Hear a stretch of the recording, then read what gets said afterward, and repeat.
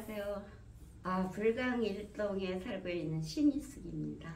불강 일동에는 언제부터 사셨습니까? 사는 건 3년도부터 살았어요. 나에게 불강 일동이란? 손님에서 주인으로 만들어준 거. 표현이 굉장히 좋습니다. 네. 손님이었는데 현재는 주인으로 만들어준 곳이다. 누가 만들어줬습니까? 제가 만들어줬습니다. 제가 스스로 만들었다. 어떻든 불강 일동이라는 공간에서 신희숙님이 3년 만에 주인이 됐다. 불강 일동에서 3년 동안 사시면서 가장 기억에 남는 것 하나를 뽑으면 뭐가 있을까요? 제가 처음으로 주민자치위원이 된 곳입니다. 지금 불강 일동 주민자치위원이시죠? 네. 위원 활동을 하신 지는 얼마나 되셨어요? 만 2년 됐습니다.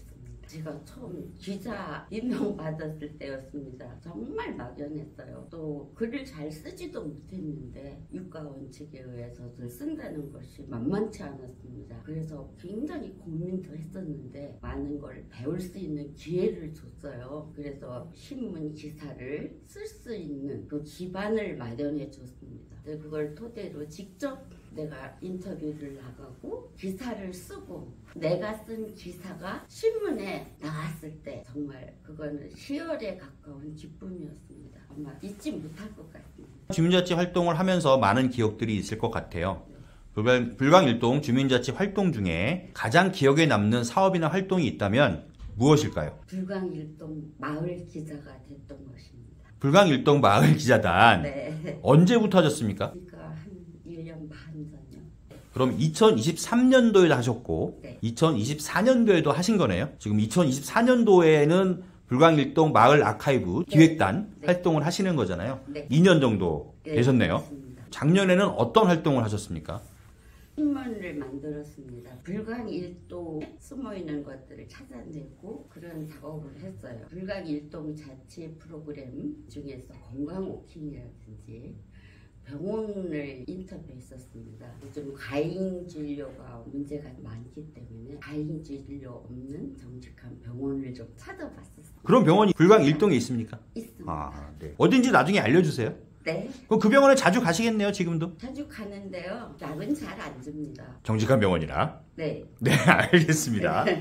2024년도에는 구체적으로 어떤 활동을 하셨습니까? 기자단을 같은 사업이기 때문에 그대로 합류하는 형식으로 들어왔긴 했는데 참 막연했었습니다. 무엇을 할 수 있지? 이렇게 생각을 했었는데 단장님을 비롯한 스태프들의 그 지도가 참 체계적으로 잘 되어서 시작은 굉장히 막연했었는데 가정은 즐거웠습니다.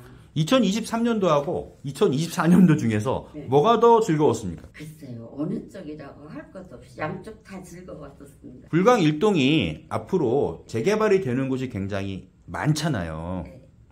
그럼 재개발이 되면 마을이 많이 변할 거잖아요. 앞으로 변하게 될 마을은 이랬으면 좋겠다 하는 이런 생각이 있으실까요? 이랬으면 좋겠다 하는 것보다도 제가 불강 일동 처음 왔을 때 여기는 옛날 모습이 많이 남아있네 이런 거를 느꼈습니다. 그러면서 사실 좁은 골목이 꼬부라져 있어서 찾아다니기가 굉장히 어려웠고 또 어디 들어가다 보면 길이 막혀서 되돌아 나온 적도 있었어요. 그러면서 그 재개발을 두고 있는 모습들은 그렇게 보기 좋지는 않았었어요. 그래서 찬반이 엇갈리고 여러 가지 또 경제적인 문제라든지 사회 그런 것 때문에 재개발이 늦어지면서 좀 도시가 초라하다고 할까 지저분하다고 할까 그래서 지금 모습은 좀 변해야 되지 않겠나 그런 생각을 하고 있었습니다. 재개발로 새롭게 들어올 불강 일동의 주민들에게 네. 하고 싶은 말씀이 있으면 남겨주시기 바랍니다. 저의 경험을 먼저 얘기를 하겠어요. 재개발로 새로 들어온다면은 그 타운은 아마 아파트가 될 것 같아요.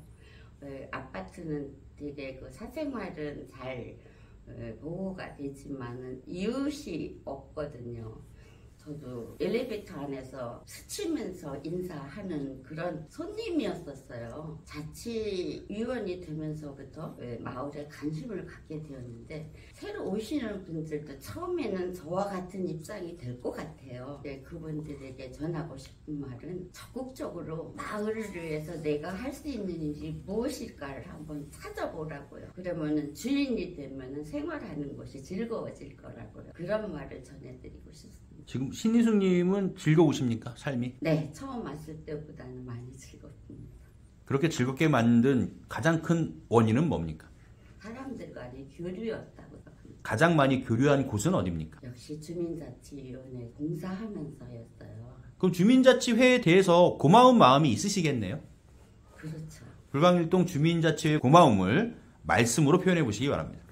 모두들 자기 생활에 바쁨에도 불구하고 자기의 사비를 들여가면서 열심히 봉사하는 모습, 불우한 이웃을 위해서 김장을 담근다든지 장을 담근다든지 할 때 정말 자기 일 제쳐놓고 찾아와서 일하시는 모습 보면서 많은 감동도 받았고 또 봉사하는 즐거움이 있습니다. 하고 싶어도 못하는 경우가 상당히 많거든요. 봉사할 곳을 찾지 못해서 저 같은 경우는 그랬었습니다. 그래서 앞으로 주민자치회는 많은 사람들이 봉사할 수 있는 곳을 만들어주는 것도 좋은 일이라고 생각을 합니다. 봉사하면 즐겁습니까? 네, 기쁩니다. 혹시 하고 싶은 말씀 있으면 마지막으로 남겨주시면 좋겠습니다. 하고 싶은 이야기보다도요, 앞으로 내가 어떻게 살면 좋을까 그런 얘기를 하고 싶습니다. 자치위원은 6년으로 그 임기가 끝납니다. 그러면 그 끝난 다음에는 내가 무엇을 할 것인가를 좀 생각해 봤었습니다. 근데 아직까지 그것을 찾지를 못했다는 거예요. 어떤 단체랑 이런 데 속해 있지 않고 혼자서 할 수 있는 일이라는 거는 없는 것 같은 생각이 들어요. 그래서 그 임기를 마친 자치위원들, 봉사하고 싶은 사람들이 꼭 자치위원이 아니더라도 다시 또 어떤 봉사 그룹을 만들어 가서 다른 자치위원하고는 별개의 봉사를 할 수 있는 그런 모임을 좀 가졌으면 좋겠다. 그런 모임을 가지시려면 미리미리 준비를 하셔야겠네요. 제가 주체가 돼서 한다는 것은 좀 주제 넘은 일이고 네, 모든 사람들이 그런 생각을 많이 좀 가졌으면 좋겠다는 것입니다.